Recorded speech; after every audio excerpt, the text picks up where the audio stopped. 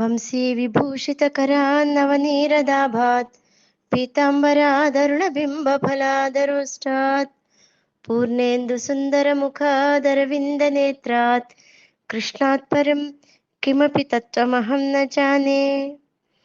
కవిం పురాణం అనుశాసితారం అణోరణీయాంసం అనుస్మరేద్యః సర్వస్య ధాతారమచింత్య రూపం ఆదిత్యవర్ణం తమసః పరస్తాత్. పరమాత్మ ఎలాంటివాడో చెప్తూ అతన్ని ఎలా ధ్యానించాలో తెలియజేస్తున్నారు. ధ్యాత అంటే ధ్యానం చేసేవాడికి ధ్యేయ వస్తువుపై అంటే దేని గురించి ధ్యానం చేస్తున్నాడో ఆ వస్తువుపై నమ్మకం కలగాలంటే ముందుగా దాని స్వరూపం మహిమ బాగా తెలిసి ఉండాలి. ఒక వస్తువు గురించి బాగా తెలుసుకున్నప్పుడు మాత్రమే దాని గురించి ఆలోచించడానికి వీలవుతుంది.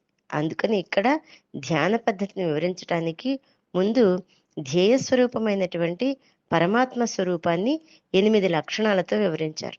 అవి కవి, పురాణ పురుషుడు, శాసకుడు, సూక్ష్మరూపి, సర్వాధారుడు, అచించరూపుడు, ఆదిత్యవర్ణుడు. ఈ విధంగా 8 విధాలుగా చెప్పబడింది. అందులో మొదటిది కవి. పరమాత్మ కవి అంటే సర్వజ్ఞుడు, కవులకు కవి. అటువంటి పరమాత్మను తెలుసుకోవటమే కవిత్వము. అటువంటి పరమాత్మైనటువంటి కవిని తెలుసుకోవడమే ముఖ్యమైన కవిత్వంగా ఇక్కడ చెప్పబడుతుంది. ఇంకా పురాణ పురుషుడు అంటే సనాతనుడు, అనాది స్వరూపం కలవాడు. ప్రపంచంలో ఉన్నటువంటి సమస్తమైన దృశ్య పదార్థాలకి ఆది అంటే మొట్టమొదటిగా ఉన్నటువంటి పుట్టుక ఏమిటో తెలిసినవాడు, కలిగినవాడు.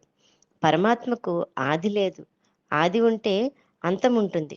కాబట్టి దృశ్య వస్తువులంటే కనిపించే వస్తువులు నశ్వరములు, కానీ ఆది అంతము లేని పరమాత్మ శాశ్వతము. ఇక్కడ పురాణ పురుషుడు అయినటువంటి సనాతనుడైనటువంటి అనాది స్వరూపం కలవాడంటే ఆది అంతము రెండూ లేనటువంటి వాడు. పరమాత్మకు ఆది లేదు, అంతము లేదు. అటువంటి ఆది అంతములు లేని పరమాత్మ శాశ్వతుడు. ఇంకా శాసకుడు సర్వజీవులని సర్వలోకాలని శాసిస్తాడు. నియామకుడు ప్రభువు. చిన్న చిన్న అధికారులని రాజ్యాల అధినేతలనే జనులు గౌరవిస్తున్నారు కదా, వాళ్ళకి అర్ఘ్యపాద్యాలు ఇచ్చి గౌరవిస్తుంటే బ్రహ్మను ఏలేటువంటి పరమేశ్వరుని చేత మొత్తం ఈ బ్రహ్మాండాన్ని అంతటిని ఏలేటువంటి పరమేశ్వరుని ఇంకెంత భక్తితో కొలవాలి. ఇంకా సూక్ష్మరూపి అంటే అణువు కంటే సూక్ష్మమైనవాడు. అణోరణీయాన్ మహతో మహీయాన్ అంటే అణువు కంటే సూక్ష్మమైనవాడు, మహద్వస్తువుల కంటే మహత్తరమైనవాడు అని ఉపనిషత్తులు ఘోషిస్తున్నాయి. కనుక ప్రతి అణువులోనూ సూక్ష్మంగా వ్యాపించి ఉన్న ఆ పరమాత్మని భక్తితో ప్రభక్తులతో చక్కగా గౌరవించాలి, పూజించాలి. ఇంకా సర్వాధారుడు అంటే సమస్త ప్రపంచాన్ని ధరించేటువంటి వాడు, పోషించువాడు, సంరక్షించువాడు, ఆధారభూతుడు. దృశ్య పదార్థాలన్నీ జడాలు, వాటికి చైతన్యం కావాలి. ఆ చైతన్యమే పరమాత్మ. ఇంకా అచింత్య రూపుడు అంటే ఇంద్రియాలకి మనస్సుకి అతీతుడు. శుద్ధమైన మనస్సు నిరంతర ధ్యానము చేత సముద్రంలో నది కలిసినట్లుగా ఆ పరమాత్మ యందు మనం లయం అవ్వాలి. మలినమైన మనస్సుకి పరమాత్మ ఎప్పటికీ కనిపించడు. ఇంకా ఆదిత్యవర్ణుడు అంటే ప్రకాశ స్వరూపుడు అంటే ప్రకాశమే స్వరూపంగా కలవాడు. సూర్యులను కూడా ప్రకాశింపజేసే జ్ఞానసూర్యుడు. తర్వాతది తమస్సు.